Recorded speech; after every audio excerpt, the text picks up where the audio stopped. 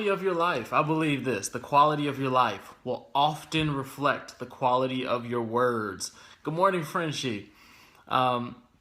Yeah, that's important. I know my dad talks about this all the time, that your words are important. They hold and carry power, and that you have to be careful what you say because your words can shape your reality. Whether you like it or not, whether you know it or not, doesn't matter if you buy into this theory. It is true. It is a truth. Just because you don't believe in gravity doesn't mean that gravity isn't still acting as a law that is taking place right now, having effect on you and your life. The reason why you are on the ground right now, unless some other force is acting upon you, the reason why you're on the ground right now is not because you believe in gravity, but because gravity is a law. And I'm telling you that there is a law, a principle about what you speak and what you have happening in your life. And, we can see this, that even in Genesis chapter 1, how did God form the earth? Well, God didn't form the earth because he worked real hard and sweated and did all this. God formed the earth with words. It talks about all through Genesis chapter 1 that, and God said, let there be light, and there was light. And God said, let there be sun and moon. Let there be the night and the day. Let there be a separation in the firmament. Let there be fish and birds and, dogs and cats and all that. He spoke those things. Your dog that you got at home, you got Fido at home, he spoke that animal into being. And it wasn't that he worked so hard with his hands, but what did he do? He used words to do something very important. The number one principle you have to remember about words is that words were not originally designed to communicate, but to create. The first instance that we see that words were used by the Creator God in Genesis chapter 1 didn't communicate a message to another person. They created a situation that wasn't currently there before. And so what I'm here to tell you is that your words are very important and that they help to create the situations that you see in your life. And that if you want the quality of your life to change, you have to change the quality of your words. It says in Proverbs chapter 18 and verse 21, death and life are in the power of your tongue. That means your speech, what you're saying, your words. And I believe that as death and life are in the power of the tongue, you have to be disciplined enough to say what you want. And so, you can't just say what you see. Oh man, this situation's terrible. I'm about to get fired. I can't stand this job anyway, but they're about to fire me. Now, hold on. Now, do you really want to lose your job? I don't think so. And so if you don't want to lose your job, you should be careful about what you're speaking, because words are just containers holding an image ready to be expressed in this earth and in your life. That's important. Words are containers. They're containers that hold an image that is waiting to be expressed in your life. So if you do not want the results of what that image brings in the expression of that image, then what happens is, when you speak it, you're going to have it. Where do you think animals go after death? Sorry about the random question. That's funny. I had to pause for that one. Maybe I'll hit that at the end if you stick around. So death and life is in the power of the tongue. So I'm really a strong believer in this. I believe that words are important, not just important for communication, but words are important for creation and help create situations around you.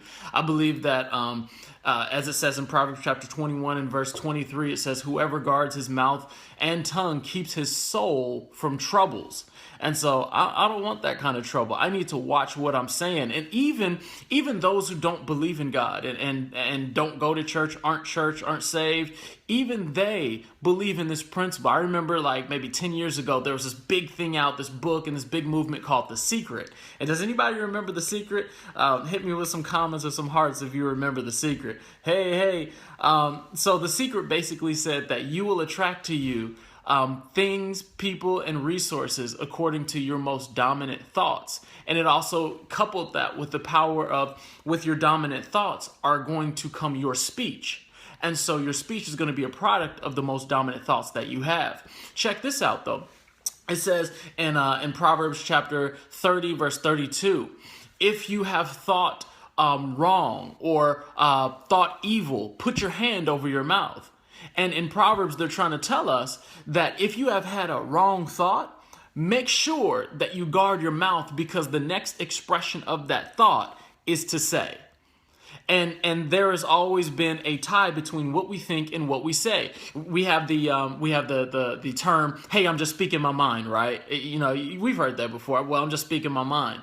Well, we were meant to speak our mind. We were meant to say what we think. That doesn't mean we just say everything we feel, but that means that what we are having dominate our thoughts, our speech will be a reproduction of what we are dominating in our thinking. And so, what's important to know is that when you have a situation where somebody says, "Oh, that just slipped out. I didn't mean to say that. That just slipped out." Well, that didn't just come from nowhere. What happened was your mouth said it and your mind had thought it before your conscience had a chance to filter it. And it says in the Word of God, Jesus says, out of the abundance of the heart, the mouth speaks. So it's important to have that heart right and have the thinking right. And so I'm here to tell you that words are important. Words are powerful. Even Jesus, when it talks about Mark chapter 11, when Jesus came to the fig tree and he cursed it at the root, what did he say? He said 9 words, "No man shall eat fruit of thee hereafter forever." Boom. See it? 9 words. And Jesus said 9 words to this tree, and within 24 hours, the fig tree dried up. I don't know if you've ever seen a fig tree, but it's huge. I teach the youth and I show a picture of a fig tree, and it's bigger than probably any tree you've ever seen. And in natural terms, it would have taken a year or more for that fig tree to really dry up from the roots. But check this out. When Jesus spoke those words to it, it dried up from the roots within 24 hours. That's how powerful our words are. Our words have the power to create and the power to tear down and destroy. That's why it's so important what we speak. I want to hit you with one more example. Good morning, James. I want to hit you with one more example. There's a man named Dr. Emoto from Asia, and he actually did an experiment about the power of words. And this was not not a religious experiment. He was actually just doing an experiment on the power of words. He's a scientist. And so he had 3 beakers. And in one beaker, he had a cup of water and rice in each beaker. And so in one beaker, he had cup of water and dry rice. And so he had 3 separate beakers, but the same thing. So for the first beaker, he had students, kids. He had say to the first beaker, mean words like "you fool," "idiot," whatever different else kind of mean words that they could think of. For the second beaker, he just had students ignore it altogether, not say anything, don't do anything. For the third beaker, he had students say kind words, nice words to the beaker. And there's no person in this beaker. There's no animal or anything in this beaker. It's just water and dried rice. That's it. And so for the beaker that had mean words said to it, they found that, I believe after 30 days, the beaker was rotten. The rice was rotten. It was foul. And it was like black and rotted all the way through. And the beaker that was ignored, there was mold happening onto it, just like normal. Bread, it molds. And so just like normal, there was mold. And in the third beaker, the one that had the nice, kind words spoken to it, check this out. It was actually fermenting, giving off a pleasant odor, and was not rotting or was not moldy. Now, isn't that amazing that even these inanimate objects, you're talking about rice and water, responded to the words that were spoken to it? We're not talking about a human. We're not talking about an animal. We're talking about just regular objects. Hey, from King's Temple. All right. Hey, what's up, India? And so we're talking about inanimate objects. And I'm here to tell you that, and you can go research it. You can go look it up on YouTube. So I'm here to tell you that, and some people try to refute it. This doesn't work. And it's irrefutable. Words are powerful. Words have power. And so how much more do you think words have effect on us as human beings? And we're not even, we have ears. We can hear. We can understand.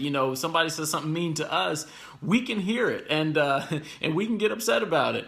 But I'm here to tell you that words are important. Words are powerful. Make sure to choose your words carefully. Do not speak words of negativity. Speak words of life. Speak positive words. Speak words filled with faith. That is how you will become a better you. That is how you will become stronger. That's how you will reach your destiny. You can't go up talking down. You just can't do it. You can't rise in life talking down about your life. It just doesn't happen. You know why? Because your words are working to destroy everything that you seem to be working for. Your words are so powerful that they will work to sabotage your success, even against your best efforts.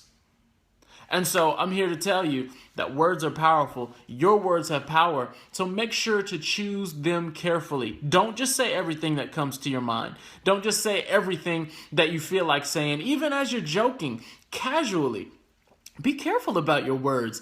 Every joke doesn't need to be made. And sometimes, we can laugh, have fun, and be sarcastic. But be careful what you're talking, because your words are just containers holding an image that is waiting to be expressed in your life.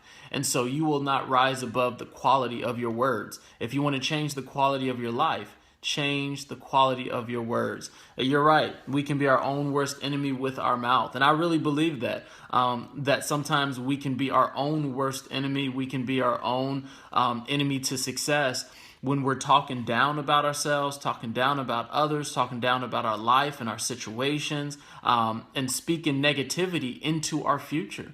That's not what I want. That's not what I want to manifest. And so the devil is our enemy. Yeah, he is our enemy, and he tries to influence us to speak the same thing that he would have us speak. And so we need to make sure that we are saying the right thing. And if you don't know what to say something positive. If you don't know what to say, then I always say go to the Word of God. Speak what the Word says.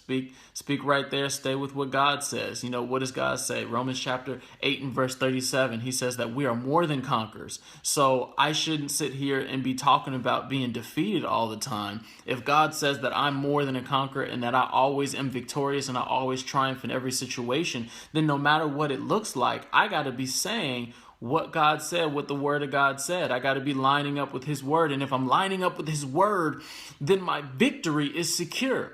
But if I am saying something that is contrary to what He said, if He said I can have victory, but I'm saying that I'm defeated, then I'm going to have that thing that I'm placing my faith in. And I'm placing my faith in my words, whether I like it or not, whether I agree with it or not. And if you want to place your faith in something else, then place your faith in God and His Word and say what the Word of God says. So that's it for today. I pray and hope that you all are encouraged. Make sure to speak words of life.